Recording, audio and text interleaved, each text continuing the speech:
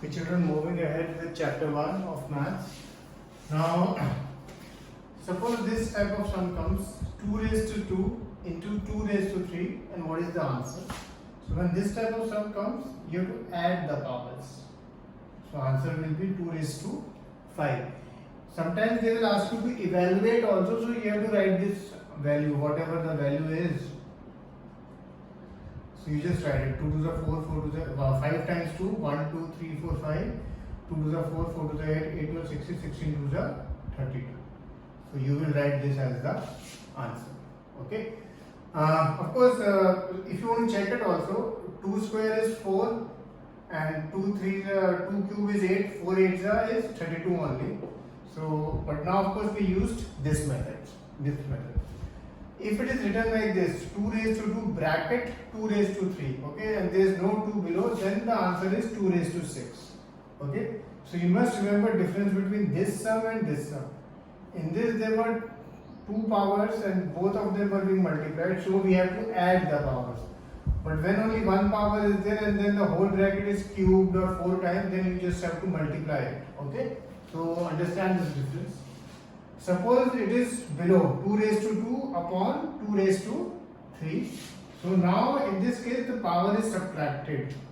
Whatever is below, it goes up in negative. So answer is 2 raised to minus 1. And basically 2 raised to minus 1 is 1 by 2. Okay. Whenever power is raised to minus negative, this does not mean this. Okay, remember that. Okay, suppose it is written 2 raised to minus 3. So basically it is 1 upon 2 raised to 3. Okay, whenever the power is negative, you just have to take the reciprocal of it and then that is the answer. This also answer, if you want to check, 2 2 is 4 and this will be 8, 2 cube is 8, so 4 2 you get 1 by 2 only. Okay, but now we are using this type of method. Here suppose it was say 3 raised to 7 upon 3 raised to 5. Then if you take it upstairs, 3 raised to 7 minus 5, then the answer is 3 raised to 2 or 9. This method will always be faster. Now if you are doing it normally, that you are calculating 3 7 times and then 5 then 3 5 times and then doing, that would have taken more time. Okay, this method takes less time, so that is the advantage of it. Of course, if this was in terms of fraction also, then you have to take normal. Suppose it was 3 raised to 1 by 2 upon 3 raised to 1 by 7, then you would have taken normal LCM, okay, and then just solve it. Okay, sometimes this sum is also asked like that also. And then suppose the sum is like this, 2 raised to 1 by 2 dot 2 raised to 1 by 3. In this case the powers are added obviously. It is the same as this sum, okay, it is the same sum. But here it is in fractions, so I just wanted to show you once how it is done in fractions. So we will take the LCM 6, then first term 3, second term 2. So the answer will be 2 raised to 5 by 6. Okay, that's it. The sum is finished. In this chapter, many times you will get answers which are a little bit different, which you will think, how can this be the answer? But sometimes in this chapter you will get these kind of answers also.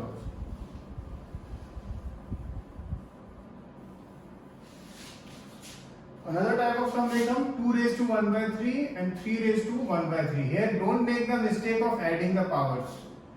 We cannot add the powers because these are not the same. In this, but what can we do? We can write like this, 2 into 3 and the whole raised to 1 by 3 because the power was same.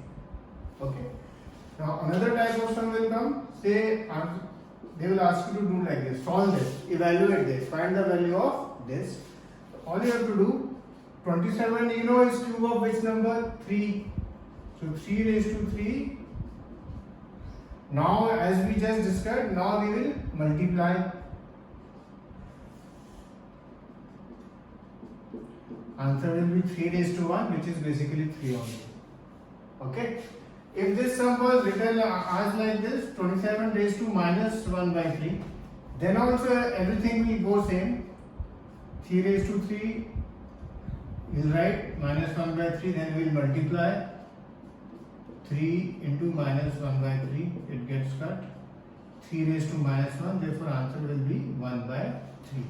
Again, I am repeating, 3 raised to minus 1 does not mean it is minus 3. Remember that. It just means you have to take the reciprocal of it.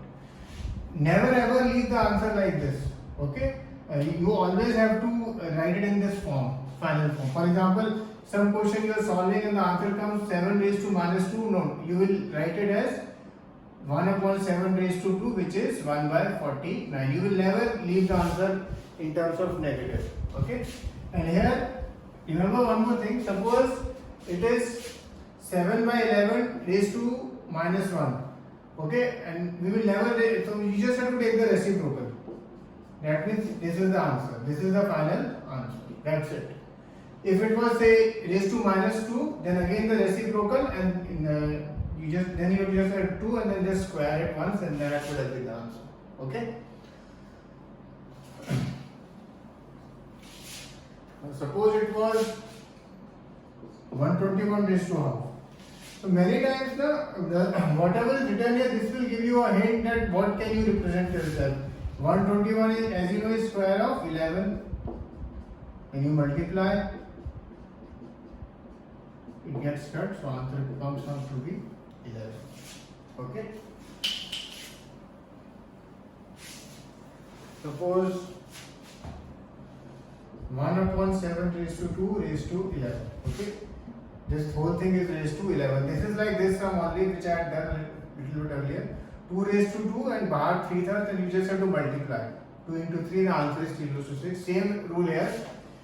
It raised to 11, so 1 raised to 11 will be 1 only, and here 7 raised to 22.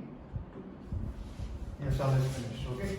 11 into this one power, its power is 1, so 11 into 1, 1 raised to 11 is 1 only, so I have written 1. And here it was 2, so 11, it will be like this. So you got 7 raised to 22. Okay? So again it is that kind of sum only. And then there is one more type of sum. Suppose it is written 1 by 3. Suppose it is written, say, 3 raised to 1 by 7 upon 3 raised to 1 by 4. And now, as I told, you will take like this. Now you have to take the LCM and do everything properly. 7 4s are 28 and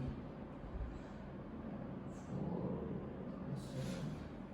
So the answer is 3 raised to minus 3 by 28. Okay, again because the negative sign is there, we will not leave the answer like this. We will just invert it, take it below. This will be the final answer. Okay. So even when the fractions are there, first step of course that whatever is below you will take out, do the subtraction, and then just finish the sum. Okay. Here of course if it was positive, suppose if this was positive, then the sum would have finished there on. One more thing. Suppose a sum is written like this.